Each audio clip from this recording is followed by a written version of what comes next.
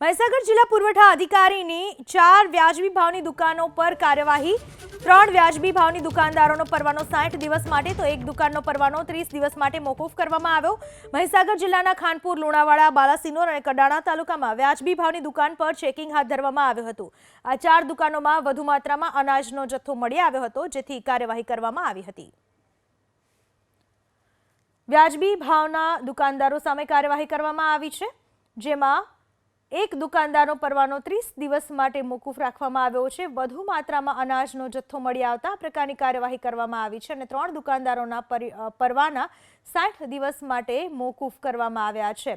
કુલ 4 દુકાનદારો સામે કાર્યવાહી કરવામાં આવી, જેમાંથી 3 દુકાનદારોના પરવાના 60 દિવસ માટે અને એક દુકાનદારના પરવાના 30 દિવસ માટે રદ કરવામાં આવ્યો છે। અનાજનો જથ્થો વધુ પ્રમાણમાં મળી આવતા મહીસાગર જિલ્લા પુરવઠા વિભાગે આ પ્રકારની કાર્યવાહી કરી છે। આ વિશે વધુ માહિતી આપવા આપણી સાથે જોડાઈ ચૂક્યા છે મારા સંવાદદાતા હિરેન પંડ્યા। હિરેન, શું વધુ માહિતી?